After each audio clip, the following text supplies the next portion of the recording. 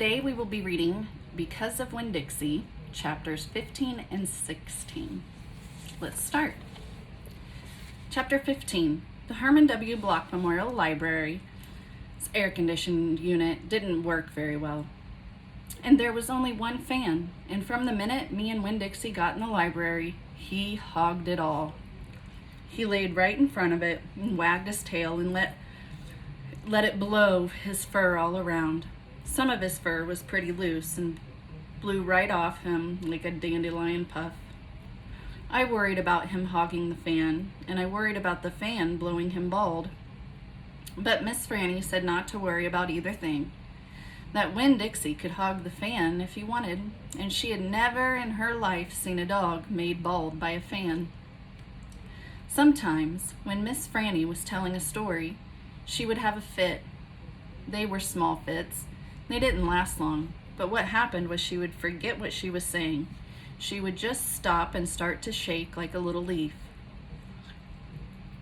And when that happened, Winn-Dixie would get up from the fan and sit right at Miss Franny Block's side. He would sit up tall, protecting her with his ears, standing up straight on his head like soldiers. And when Miss Franny stopped shaking and started talking again, Winn-Dixie would lick her hand and lie her down in front of the fan. Whenever Miss Franny had one of her fits, it reminded me of Winn-Dixie in a thunderstorm. There were a lot of thunderstorms that summer, and I got real good at holding on to Winn-Dixie whenever they came. I held on to him and I comforted him, and I whispered to him and rocked him, just the same way that he tried to comfort Miss Franny when she had her fits. Only, I held on to Winn-Dixie for another reason, too. I held on to him tight so he wouldn't run away. It all made me think about Gloria Dump. I wondered who comforted her when she heard those bottles knocking together, those ghosts chattering about the things she had done wrong. I wanted to comfort Gloria Dump, and I decided that the best way to do that would be to read her a book. Read it aloud to her enough to keep the ghost away. And so I asked Miss Franny. I said, "Miss Franny, I've got a grown-up friend whose eyes are going on her, and I would like to read her a book out loud. Do you have any suggestions?" "Suggestions?" Miss Franny said. "Yes, ma'am. I have suggestions. Of course I have suggestions. How about Gone with the Wind?" "What's that about?" I asked her. "Why," said Miss Franny, "it's a wonderful story about the Civil War." "The Civil War?" I said. "Do not tell me you've never heard of the Civil War." Miss Franny Block looked like she was going to faint. She waved her hands in front of her face. "I know about the Civil War," I told her. "That was the war between the South and the North over slavery." "Slavery, yes," said Miss Franny. "It was also about states' rights and money. It was a terrible war. My great-grandfather fought in that war. He was just a boy." "Your great-grandfather?" "Yes, ma'am. Litmus W. Block. Now there's a story." Winn-Dixie yawned real big and laid down on his side with a hump and a sigh. I swear he knew that phrase. Now there's a story. And soon he knew it meant we weren't going anywhere real soon. "Go ahead and tell it to me, Miss Franny," I said. And I sat down cross-legged next to Winn-Dixie. I pushed him and I tried to get him to share the fan, but he pretended he was asleep and he wouldn't move. I was all settled in and I was all ready for a good story when the door banged and pinch-faced Amanda Wilkinson came in. Winn-Dixie sat up and stared at her. I tried out a smile on her, but she didn't smile back, and so he lay down again. "I'm ready for another book," Amanda said, slamming her book down on Miss Franny's desk. "Well," Miss Franny said, "maybe you wouldn't mind waiting. I'm telling India Opal a story about my great-grandfather. You are, of course, more than welcome to listen. It'll just be 1 minute." Amanda sighed a real big dramatic sigh and stared past me. She pretended like she wasn't interested, but she was. I could tell.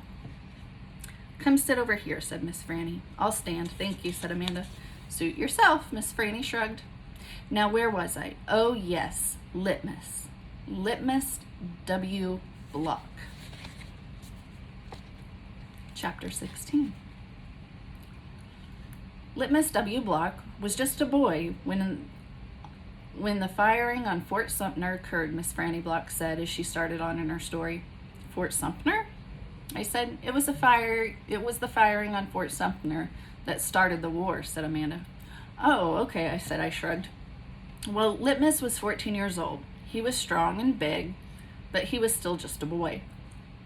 His daddy, Artley W. Block, had already enlisted, and Litmus told his mama that he could not stand by and let the South get beat, and so he went to fight too.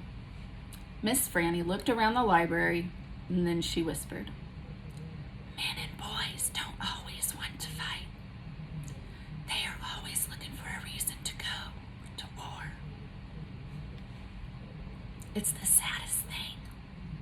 They have this abiding notion that war is fun, and no history lesson will convince them differently. Anyway, Litmus went ahead and enlisted.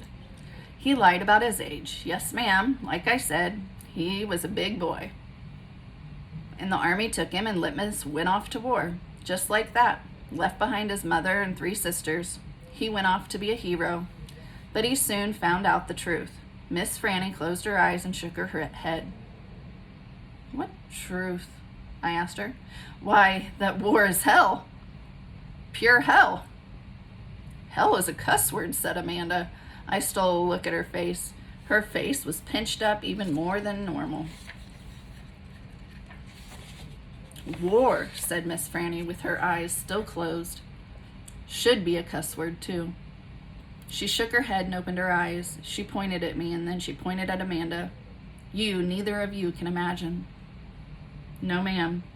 Amanda and me said at exactly the same time. We looked real quick at each other and then back at Miss Franny.